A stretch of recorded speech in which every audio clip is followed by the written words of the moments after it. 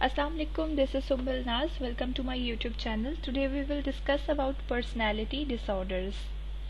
Personality disorder की जब भी हम बात करें तो पर्सनैलिटी डिसऑर्डर मीन पर्सनैलिटी में प्रॉब्लम।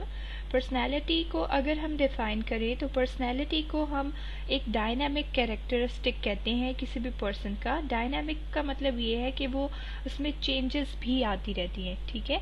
इसमें डिफरेंट तरह की कैरेक्टरिस्टिक क्वालिटीज़ जो कि एक इंडिविजुअल को बिल्कुल दूसरे से डिफ्रेंशिएट करते हैं उसे हम पर्सनैलिटी कहते हैं। अब पर्सनैलिटी डिसऑर्डर्स को बेसिकली 3 क्लस्टर्स में डिवाइड किया गया है, बट जनरल पर्सनैलिटी डिसऑर्डर्स को भी हम डिस्कस करेंगे कि वो क्या होते हैं। अब क्लस्टर ए, क्लस्टर बी, क्लस्टर सी में क्यों पर्सनैलिटी डिसऑर्डर्स को डिवाइड किया गया है ये भी हम आज डिस्कस करेंगे। सबसे पहले जनरल पर्सनैलिटी डिसऑर्डर। जैसे कि मैंने बताया कि किसी भी किस्म का, किसी भी इंडिविजुअल का जो इनर एक्सपीरियंस है, उसका बिहेवियर जो भी है, उसको हम पर्सनैलिटी कहेंगे। जब भी एक इंडिविजुअल अपने कल्चर की एक्सपेक्टेशन से डेविएट कर जाए, इट मीन्स कि उसे पर्सनैलिटी प्रॉब्लम है, पर्सनैलिटी डिसऑर्डर है। अब इसमें होता ये है कि जब पर्सनैलिटी डिसऑर्डर से कोई भी इंडिविजुअल सफ़र करता है तो उसकी कॉग्निशन, उसकी इफेक्टिविटी, उसकी इंटरपर्सनल फंक्शनिंग और उसका इम्पल्स कंट्रोल अफेक्ट होता है। कॉग्निशन यानी कि वो रीज़न नहीं कर पाएगा, वो डिसीजन नहीं दे पाएगा, वो प्रॉब्लम सॉल्विंग नहीं कर पाएगा, वो किसी भी किस्म की प्रॉब्लम सॉल्विंग एबिलिटीज़ में, ठीक है, वो किसी भी किस्म के टास्क में इन्वॉल्व नहीं हो पाएगा। इसके अलावा अफेक्टिविटी, जैसे कि इमोशंस उसके डिस्टर्ब हैं, इमोशनल पैटर्न्स उसके ख़राब हैं, ठीक है, उसको नहीं पता कौन से सिचुएशन में मुझे किस तरह से रिएक्ट करना है, तो ये तमाम चीज़ें भी उसकी प्रॉब्लमेटिक यानी इमोशनल डिस्टर्बेंस भी पर्सनैलिटी डिसऑर्डर का एक हिस्सा है। इंटरपर्सनल फंक्शनिंग में प्रॉब्लम होना यानी उसके जो रिलेशनशिप हैं, ठीक है, उनमें प्रॉब्लम होगा। इसके अलावा इम्पल्स कंट्रोल, एग्रेसिव होगा वो इंडिविजुअल बहुत ही ज़्यादा। अब इंड्यूरिंग पैटर्न की अगर हम बात करें तो वो बिल्कुल इनफ्लेक्सिबल होंगे और परवेसिव होंगे, ठीक है, और इसी की वजह से उसके डिफरेंट तरह के जो एडॉप्टिव फंक्शनिंग है, उसकी जो लाइफ है उसमें डिस्ट्रेस आएगा, और डिस्ट्रेस की वजह से वो जो उसकी डेली फंक्शनिंग है जिसमें उसकी पर्सनल लाइफ, उसकी सोशल लाइफ, उसकी एकेडमिक लाइफ और ये तमाम चीज़ें आ जाती हैं, जिससे लाइक उसका अगर सिंपल हम कहें तो उसका फैमिली, उसका वर्क, उसकी जो भी रिलेशनशिप हैं डिफरेंट तरह के, तो वो तमाम चीज़ें अफेक्ट होंगी या डिस्टर्ब होंगी। अब ये जितने भी जनरल पर्सनैलिटी डिसऑर्डर की बात करें तो ये बड़े लॉन्गर ड्यूरेशन के होते हैं, लेकिन the most important thing is कि हम कभी भी इनको फिजियोलॉजिकल अफेक्ट ऑफ सब्सटेंस के साथ एट्रीब्यूट नहीं करते। हम नहीं कहते कि अगर फॉर एग्जांपल किसी भी सब्सटेंस के यूज़ के बाद ये सारी चीज़ें आ रही हैं तो फिर हम उन्हें पर्सनैलिटी डिसऑर्डर के अंदर कैटेगराइज नहीं करते। अब इसका जो ऑनसेट है पर्सनैलिटी डिसऑर्डर का वो एडोलेसेंस के एज में या फिर अर्ली अडल्टहुड में स्टार्ट हो जाता है।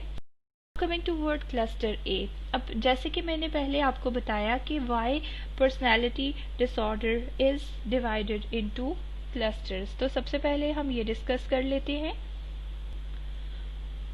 अगर हम बात करें क्लस्टर ए की तो क्लस्टर ए से जितने भी इसके अंदर डिसऑर्डर आते हैं, जैसे कि स्किज़ॉइड है, स्किज़ोटिपल है, पैरानॉइड पर्सनैलिटी डिसऑर्डर है, इनके अंदर क्लस्टर ए में इसको रखा गया है। वजह ये है कि ये जो इंडिविजुअल होते हैं इनका बड़ा ऑड किस्म का बिहेवियर होता है। Just because of odd and eccentric behaviour इनको क्लस्टर ए के अंदर कैटेगराइज किया गया है। अब क्लस्टर बी में जिस तरह से histrionic personality disorder, borderline personality disorder, narcissistic personality disorder और एंटी सोशल पर्सनैलिटी डिसऑर्डर आते हैं, तो इनको कैटेगराइज करने का मकसद ये है कि ये बड़े ड्रामेटिक किस्म के लोग होते हैं, ठीक है, जैसे कि अटेंशन सीकर्स हैं, इसमें सेल्फ लव वाले लोग होंगे, ठीक है, वो लोग जिनको बिल्कुल भी किसी की बातों से कोई भी फ़र्क नहीं पड़ता, तो ये, या फिर जो एंटी सोशल पर्सनैलिटी के हैं तो उनको क्लस्टर बी के अंदर रखा गया है। And then coming toward cluster C. Cluster C में जिस तरह OCPD है, ऑब्सेसिव कंपल्सिव पर्सनैलिटी डिसऑर्डर और डिपेंडेंट पर्सनैलिटी डिसऑर्डर, इसके अलावा अवॉइडेंट पर्सनैलिटी डिसऑर्डर को भी क्लस्टर सी के अंदर रखा गया है। अब रखने की वजह ये है कि ये तमाम लोग फियरफुल और एंशियस होते हैं। ओके, क्लस्टर ए की अगर हम बात करें तो इसमें जैसे कि हमने डिस्कस किया, उसमें ये है कि personality disorder, schizoid personality disorder, schizotypal personality disorder, होते हैं। ठीक है, सबसे पहले हम पैरानॉइड पर्सनैलिटी डिसऑर्डर के बारे में देखते हैं कि पैरानॉइड पर्सनैलिटी डिसऑर्डर के लोगों को जो सिम्टम्स होते हैं वो क्या क्या हो सकते हैं। सबसे पहले तो वो डिस्ट्रस्ट में होंगे। ठीक है, डिस्ट्रस्ट का मतलब ये है कि वो रिलेशनशिप नहीं बना पाएंगे, वो शकी होंगे। ठीक है, सस्पिशियसनेस उनकी नेचर में होगी और इतना प्रॉब्लम होता है कि इनके रिलेशनशिप बहुत ही ज़्यादा ख़राब होते हैं। अब इसमें होता इस तरह से है, बग़ैर किसी सफिशेंट बेसिस पे, बग़ैर किसी एविडेंस की बेसिस पे शक करना। ठीक है, और हमेशा से प्रीऑक्युपाइड रहना अनजस्टिफाइड डाउट्स के साथ, और reluctant to confide with others. दूसरों के साथ उनको कन्फाइड करने में प्रॉब्लम होता है, वो रिलक्टेंस शो करते हैं कि मुझे दूसरे इंडिविजुअल के साथ, या सिंपल ये कहें रिलेशनशिप बनाने से वो अवॉइड करते हैं। इसके अलावा वो क्या करेंगे कि हिडन और लाइक डी मीनिंग जो वर्ड्स हैं डिफरेंट तरह के, या आप ये कहें कि डबल मीनिंग आप ये कह सकते हैं कि अगर आप उनसे सीधी बात भी करेंगे तो वो कहेंगे कि इसमें कोई इनका मतलब ही है, कोई मकसद ही है जिसकी वजह से ये बात कर रहे हैं। इसके अलावा इनमें डिफरेंट तरह की ग्रजेस होंगी और डायरेक्टली जो है उनको ये लगेगा कि कोई उनके कैरेक्टर के बारे में बात कर रहा है। अब ये जो उनकी सस्पिशियसनेस है ये भी विदाउट जस्टिफिकेशन होगी, जैसे कि स्टार्ट में ही हम लोगों ने कह दिया। और कभी भी हम इस डिसऑर्डर को ये नहीं कहेंगे कि ये स्किज़ोफ्रेनिया, बाइपोलर, डिप्रेसिव या फिर जो दूसरे साइकोटिक डिसऑर्डर हैं उनके साथ, क्योंकि these disorder are something different. Personality में प्रॉब्लम होना काफ़ी अलग बात है, लेकिन एक स्वेयर साइकोटिक प्रॉब्लम से सफ़र करना, स्किज़ोफ्रेनिया जो कि एक साइकोटिक डिसऑर्डर है, बाइपोलर जो कि एक मूड डिसऑर्डर है, डिप्रेसिव डिसऑर्डर भी मूड में आता है, और जितने भी दूसरे साइकोटिक डिसऑर्डर्स हैं उनको हम बिल्कुल भी इसके साथ ओवरलैप नहीं कर सकते।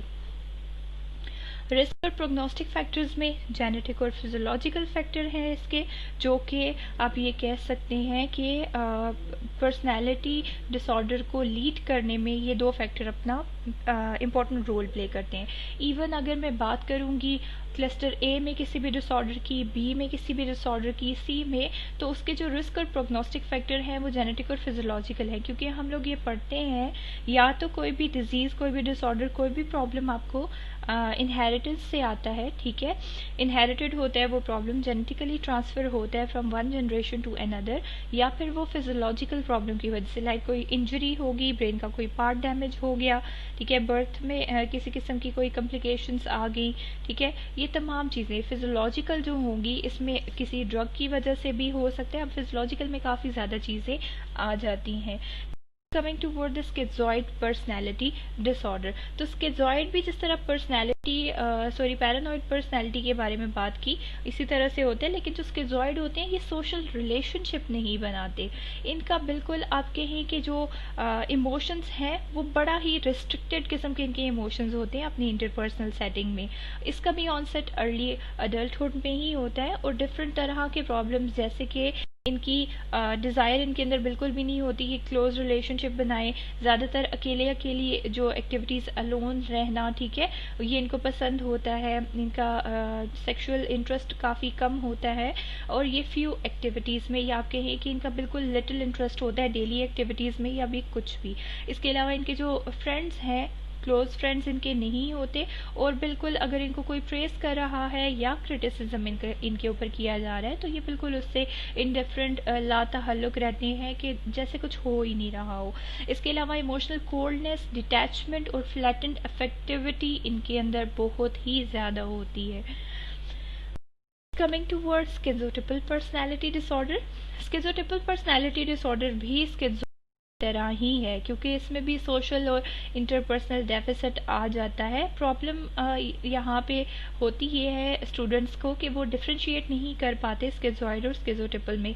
तो स्किज़ॉइड की जब भी बात आए तो सोशल रिलेशनशिप में प्रॉब्लम, ठीक है, उनको रिलेशनशिप बनाने में इशू होता है। स्किज़ॉइड में उनकी इंटरपर्सनल डेफिसिट जो कि स्किज़ोटिपल में भी आता है, लेकिन जो डिफ्रेंशिएट करती है चीज़ वो है कॉग्निटिव डिस्टॉर्शन। ठीक है, कॉग्निटिव डिस्टॉर्शन प्रेजेंट होती है स्किज़ोटिपल पर्सनैलिटी डिसऑर्डर के पेशेंट के अंदर। इसका भी ऑनसेट अर्ली अडल्टहुड ही है, और ये डिफरेंट वैरायटी ऑफ कॉन्टेक्स्ट में के आइडिया ऑफ रेफरेंस से बिल्कुल ये दूर रहते हैं, ठीक है। इनके डिफरेंट तरह के बिलीव्स होंगे, इनकी मैजिकल थिंकिंग होगी, अनयूजुअल परसेप्चुअल एक्सपीरियंसेस होंगे जिसमें बॉडी इल्यूजन्स आएंगी। याद रखिए यहाँ पे इल्यूजन्स की बात हो रही है, हेलुसिनेशंस और डिल्यूजन्स की बात नहीं हो रही। अब इनकी और थिंकिंग होगी, स्पीच भी इनके बिल्कुल डिफरेंट होगी, सस्पिशियसनेस और पैरानॉइड ऑडिएशन, यानी कि जो पैरानॉइड पर्सनैलिटी डिसऑर्डर है उसके ट्रेट्स भी इसके अंदर आ रहे हैं। बिल्कुल इनएप्रोप्रिएट और कंस्ट्रक्टेड अफेक्ट होगा, इनका बिल्कुल ऑड बिहेवियर और अपीयरेंस होगी, क्लोज फ्रेंड्स इनके बहुत कम होंगे और सोशल एंजाइटी इनमें बहुत ही ज़्यादा होगी। आज का हमारा लेक्चर इतना ही था। इंशाल्लाह in the coming lecture we will discuss about cluster B and cluster C in detail. Thank you so much for listening, thank you so much for watching. I hope कि ये वीडियो आपके लिए बहुत successful रही, आपको इस concept को बहुत अच्छे से समझाने में। Thank you so much. So अगर आपको वीडियो पसंद आए तो प्लीज़ लाइक और सब्सक्राइब ज़रूर कीजिएगा और इसको आगे भी अपने फ्रेंड्स के साथ शेयर कीजिएगा। Thank you so much. अल्लाह हाफिज़। अस्सलाम वालेकुम।